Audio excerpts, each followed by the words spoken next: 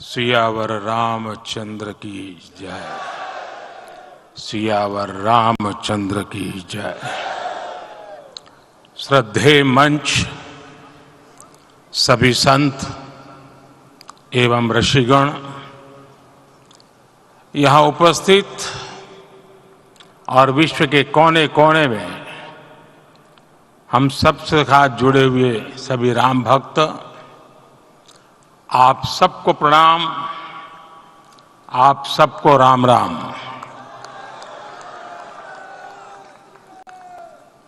आज हमारे राम आ गए हैं।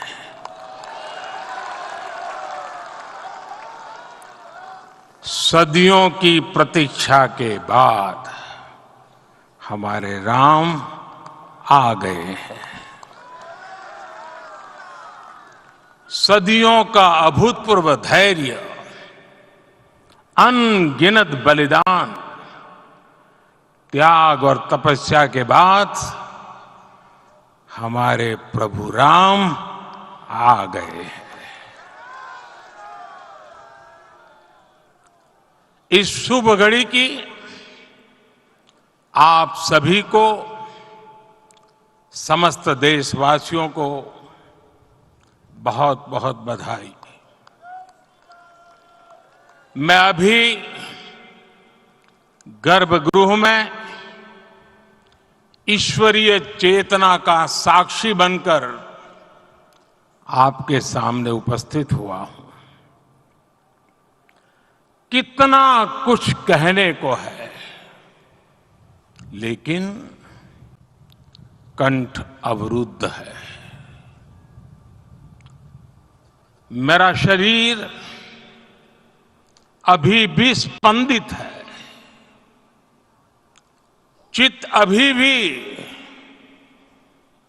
उस पल में लीन है।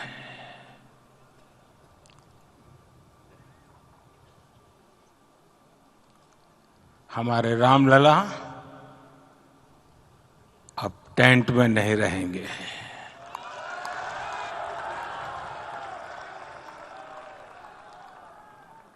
हमारे रामलला अब इस दिव्य मंदिर में रहेंगे।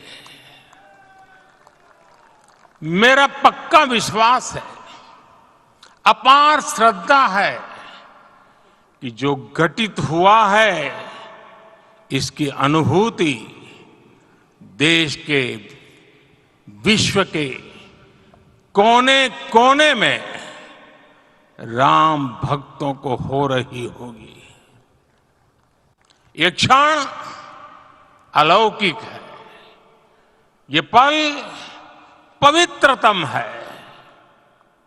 ये माहौल, ये वातावरण, ये ऊर्जा, ये घड़ी प्रभु श्री राम का हम सब पर आशीर्वाद है। 22 जनवरी 2024 का ये सूरज एक अद्भुत आभा लेकर आया है। 22 जनवरी 2024 ये कैलेंडर पर लिखी एक तारीख नहीं, ये एक नए काल चक्र का उद्गम है।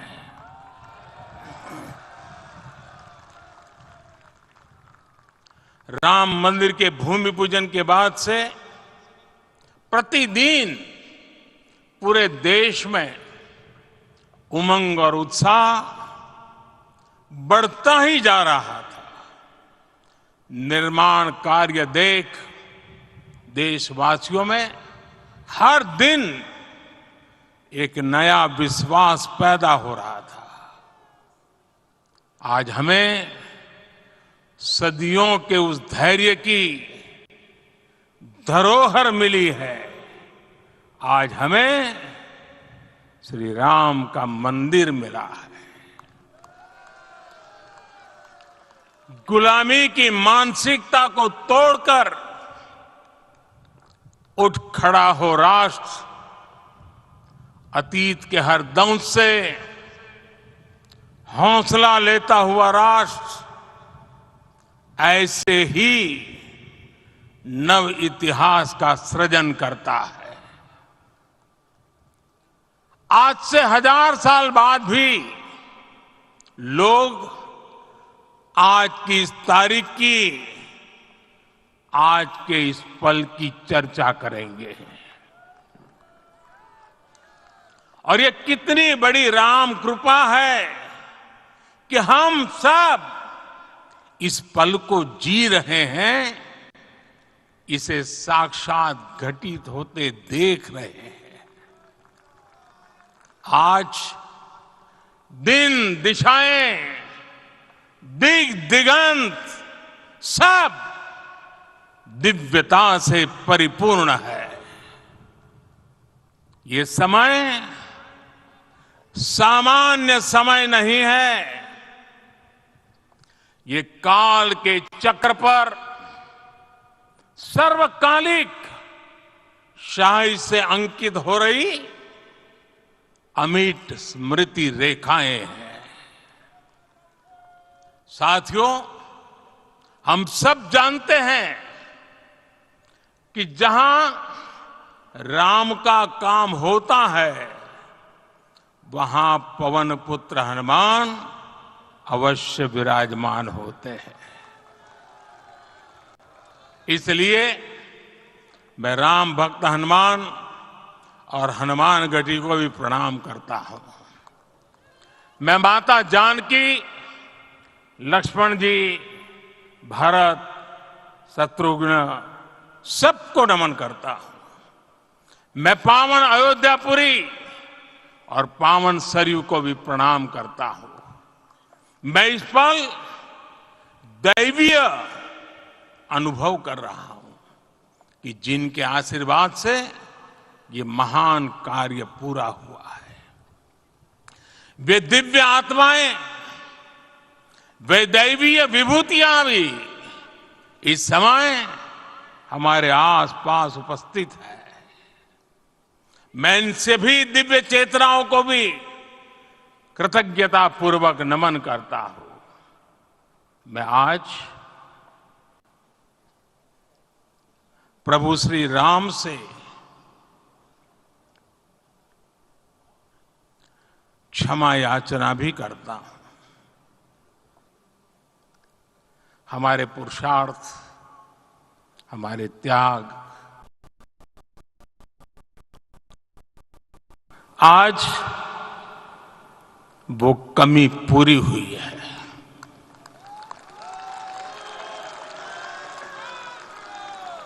मुझे विश्वास है प्रभु राम आज हमें अवश्य क्षमा करेंगे। मेरे प्यारे देशवासियों, त्रेता में राम आगमन पर पूज्य संत तुलसीदास जी ने लिखा है, प्रभु बिलो की हर से पुरबासी, जनित वियोग विपत्ति समनासी। अर्थात प्रभु का आगमन देकर ही सब अयोध्यावासी, समग्र देशवासी हर्ष से भर गए। लंबे वियोग से जो आपत्ति आई थी, उसका अंत हो गया। उस कालखंड में तो वो वियोग केवल 14 वर्षों का था, तब भी इतना असह्य था। इस युग में तो अयोध्या और देशवासियों ने सैकड़ों वर्षों का वियोग सहा है। हमारी कई कई पीढ़ियों ने वियोग सहा है। भारत के तो संविधान में उसकी पहली प्रति में भगवान राम विराजमान है। संविधान के अस्तित्व में आने के बाद भी दशकों तक प्रभु श्री राम के अस्तित्व को लेकर कानूनी लड़ाई चली। मैं आभार व्यक्त करूंगा भारत की न्यायपालिका का, जिसने न्याय की लाज रख ली।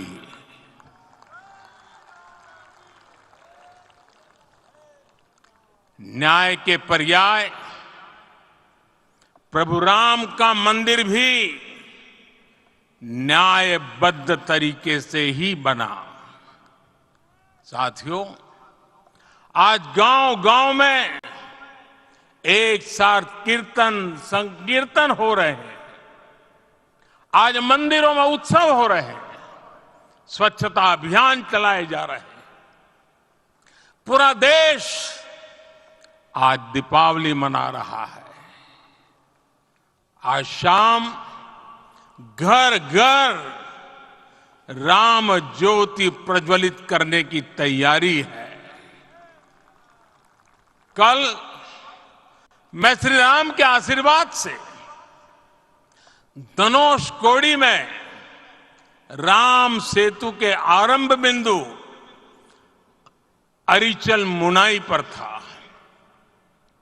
जिस घड़ी प्रभु राम समुद्र पार करने निकले थे, वो एक पल था जिसने काल चक्र को बदला था।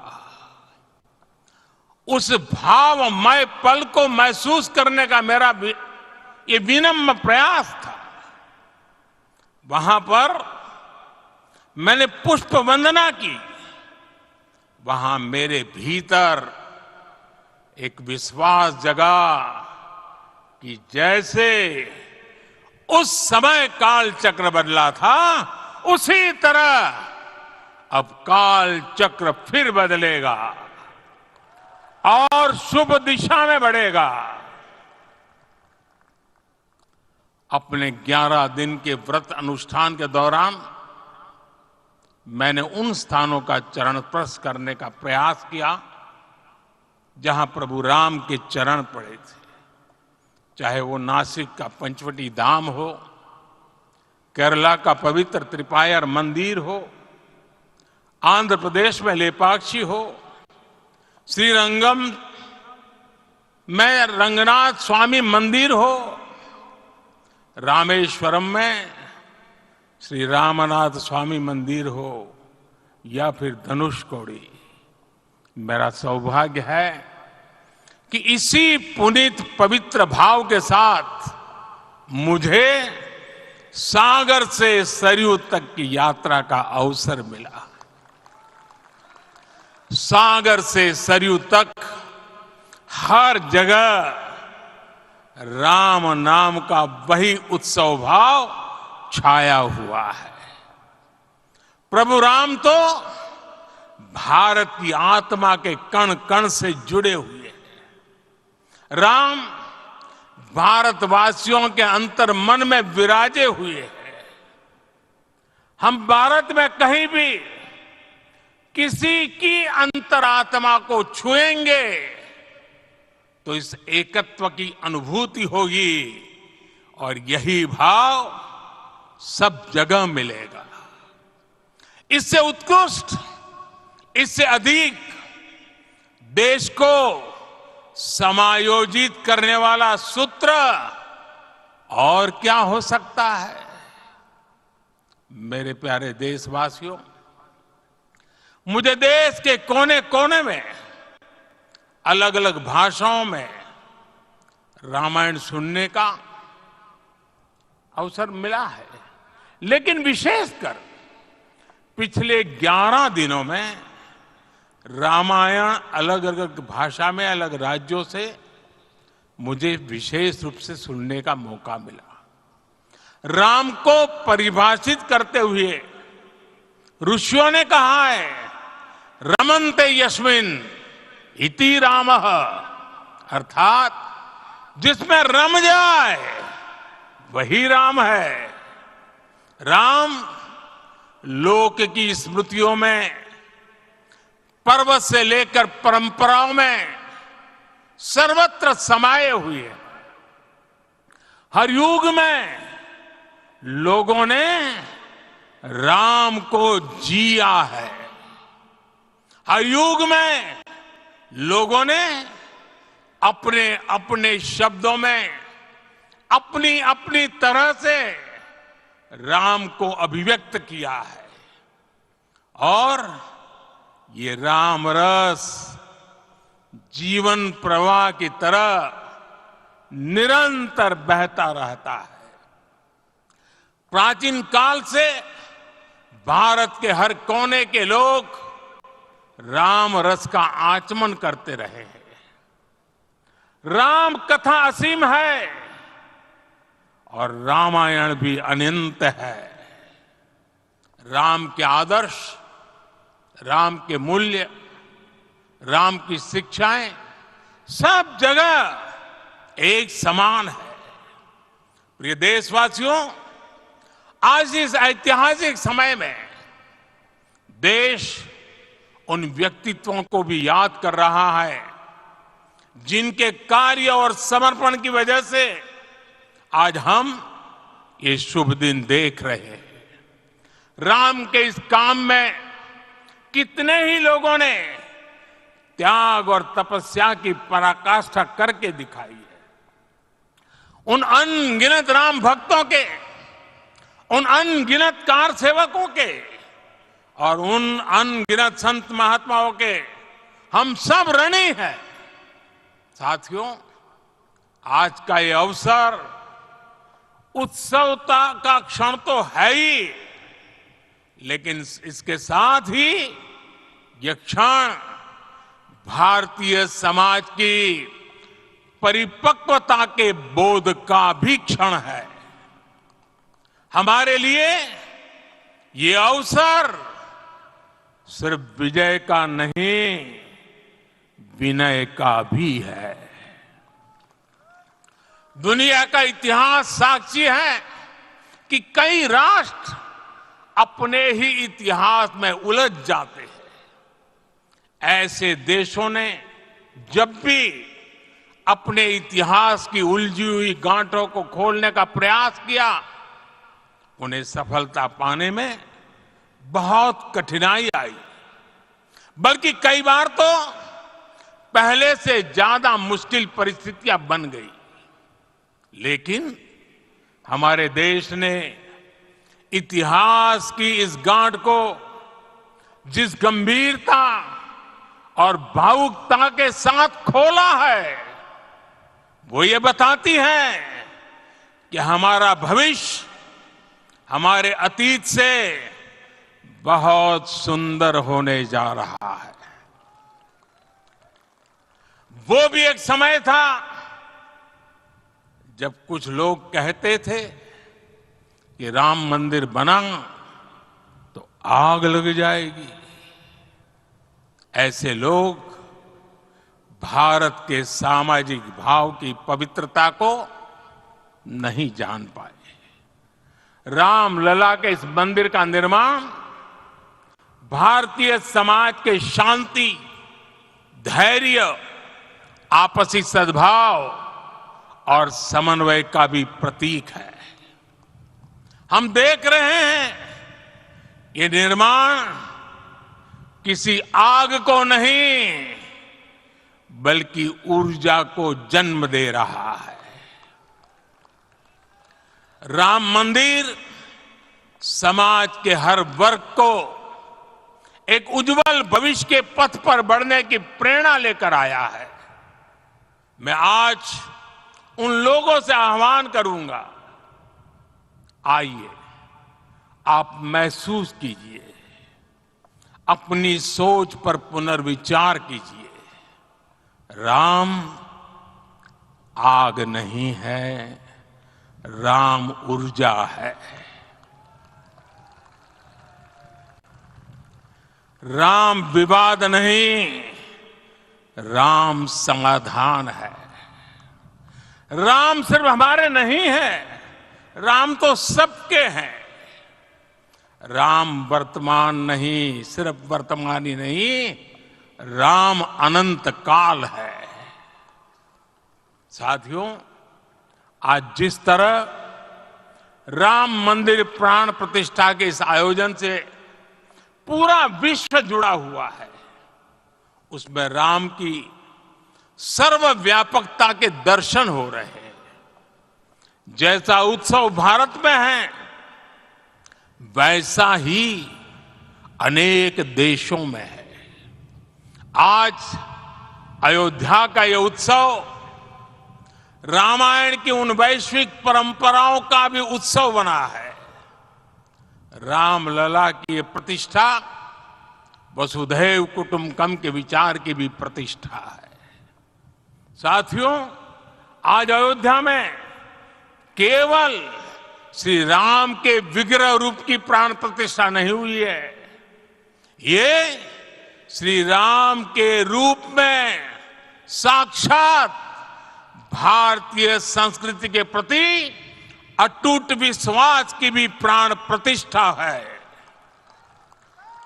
ये साक्षात मानवीय मूल्यों और सर्वोच्च आदर्शों की भी प्राण प्रतिष्ठा है। इन मूल्यों की, इन आदर्शों की आवश्यकता आज संपूर्ण विश्व को है। सर्वे भवन्तु सुखिनः, ये संकल्प हम सदियों से दोहराते आए हैं। आज उसी संकल्प को राम मंदिर के रूप में साक्षात आकार मिला है। ये मंदिर मात्र एक देव मंदिर नहीं है, ये भारत की दृष्टि का, भारत के दर्शन का, भारत के दिग्दर्शन का मंदिर है। ये राम के रूप में राष्ट्र चेतना का मंदिर है। राम भारत की आस्था है, राम भारत का आधार है, राम भारत का विचार है, राम भारत का विधान है, राम भारत की चेतना है, राम भारत का चिंतन है, राम भारत की प्रतिष्ठा है, राम भारत का प्रताप है, राम प्रवाह है, राम प्रभाव है, राम नेति भी है, राम नीति भी है, राम नित्यता भी है, राम निरंतरता भी है, राम विभु है, विशद है, राम व्यापक है, विश्व है, विश्वात्मा है। और इसलिए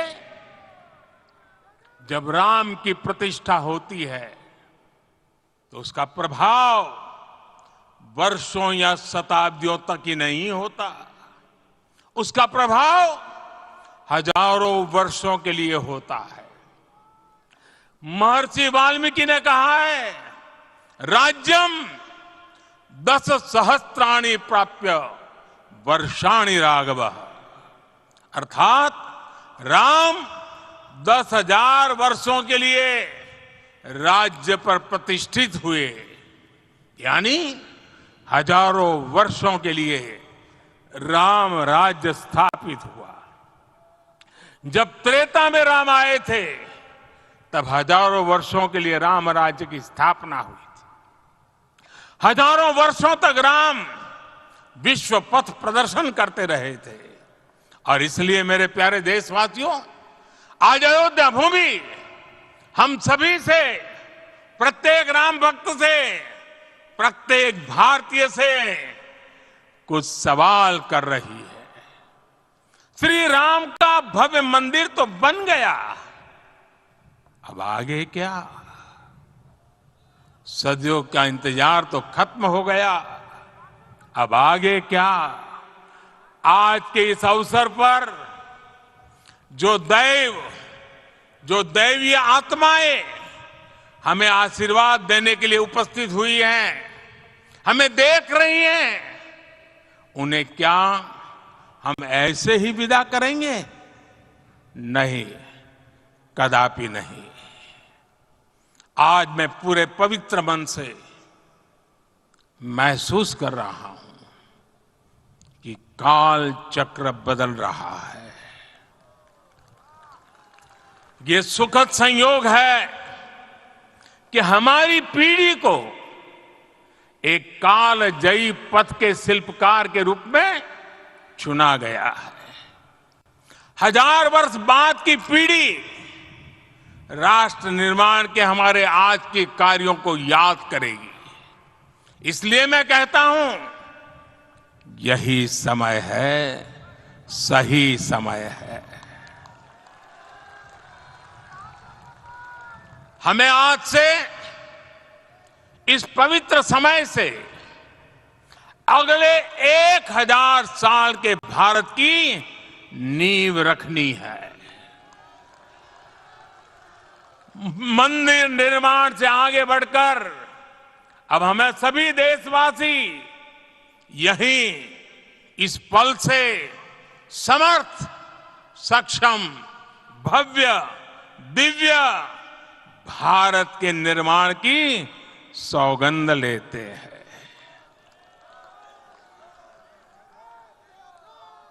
राम के विचार मानस के साथ ही जनमानस में भी हो, यही राष्ट्र निर्माण की सीढ़ी है।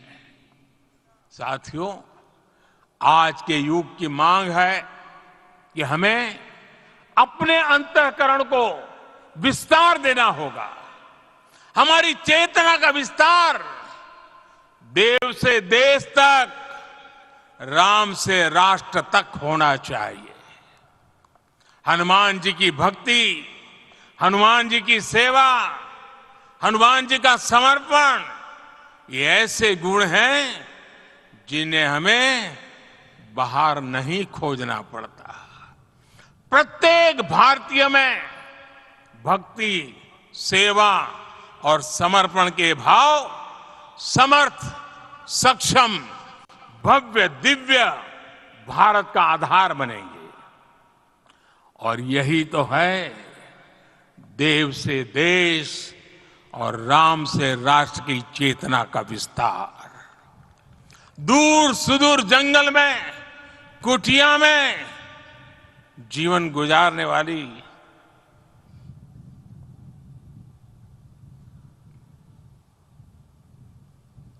मेरी आदिवासी मां शबरी का ध्यान आते ही अप्रतिम विश्वास जागृत होता है। मां शबरी तो कब से कहती थी, राम आएंगे।